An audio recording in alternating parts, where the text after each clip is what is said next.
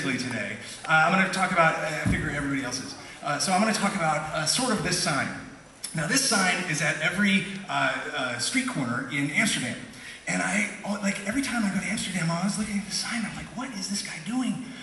Because he seems so like interested in the button, but not anything else really. Like I kind of imagine him getting up, you know, and getting out of his house and going down to the corner and pressing the button, and then going back home. You know, there's no real indication that he's going to do anything else. And it makes me think about a kind of broader problem that I think all of us have. I don't know if you could call it a problem necessarily, but it is a sort of special consideration.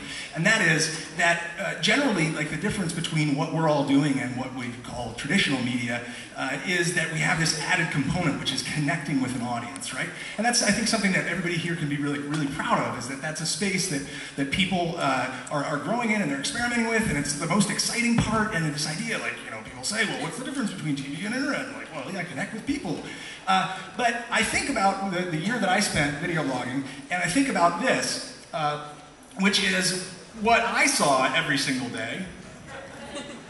And that doesn't feel like connecting with people so much, right? So there's this weird built-in almost problem, which is this huge desire to connect with people, but the actual day-to-day physical manifestation of that is staring into a lens.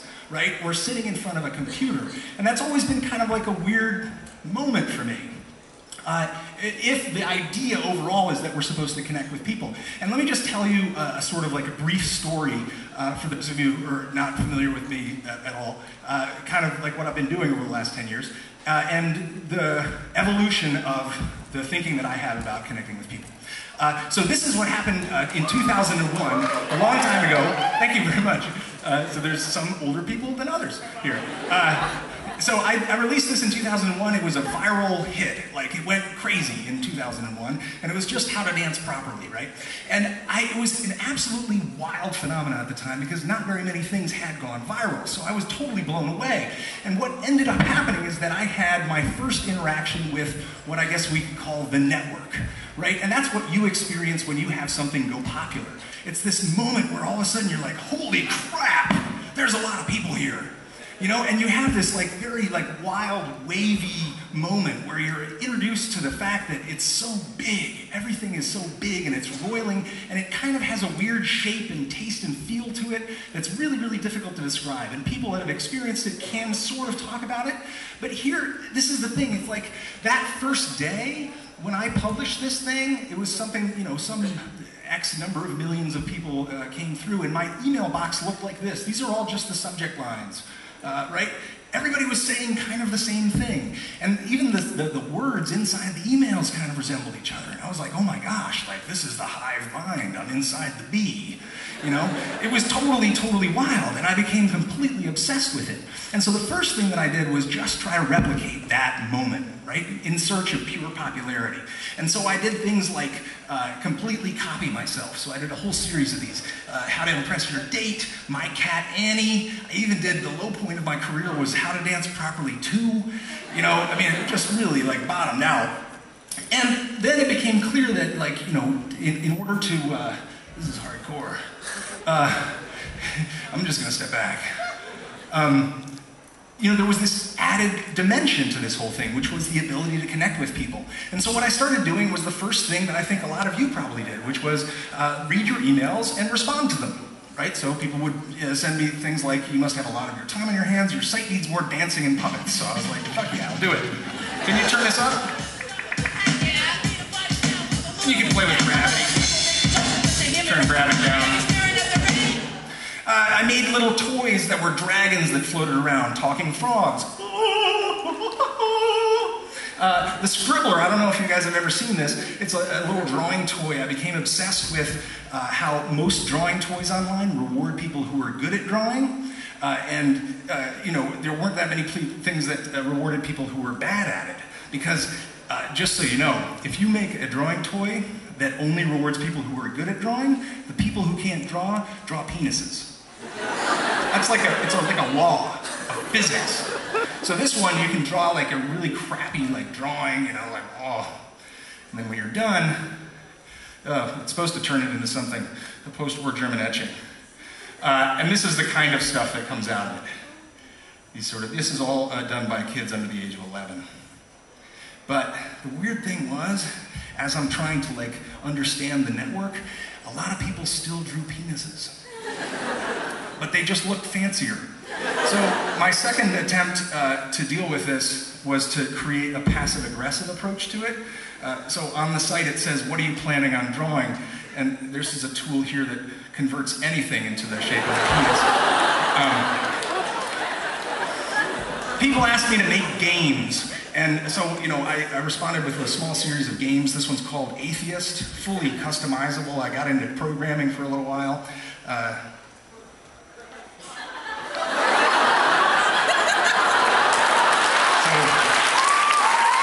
Thank you. This one's called Buddhist. I repurposed the game engine. It looks very similar. But you come back as a duck.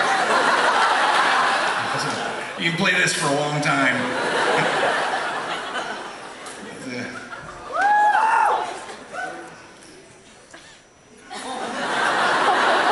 Is it a preference? Down. Down. Okay. Yeah. So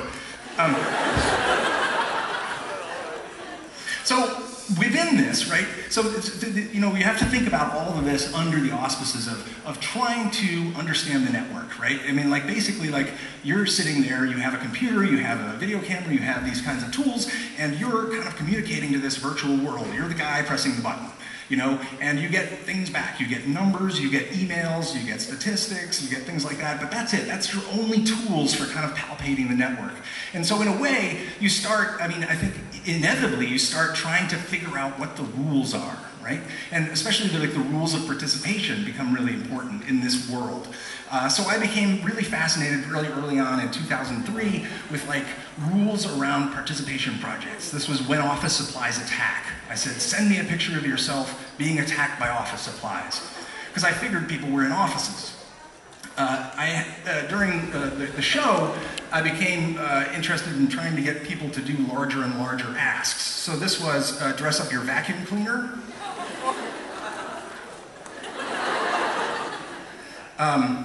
This was a project a little bit before that where trying to create rule sets around creating fiction, writing fiction collaboratively together. And so somebody had submitted a picture of their dog who had just been neutered. So I created a project called Haikus for a Newly Neutered Dog that have about 10,000 entries.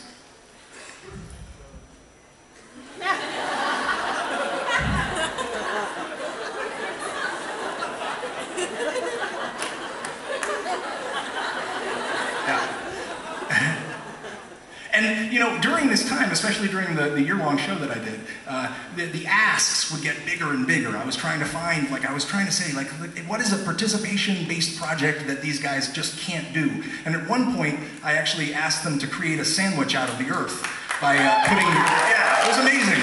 So that means putting two pieces of bread perfectly opposite each other on the globe at the same time. And they did it within 2 weeks. It was absolutely fascinating. This is another little rule set-based game that I created when I first started playing in Twitter and realized that nobody was looking at each other. And it's kind of hard to get people to upload photos of their own faces in some contexts, but everyone was very willing to upload a photo of themselves as a child. And so out of that came a contest called Young Me Now Me, where people restaged their childhood photos.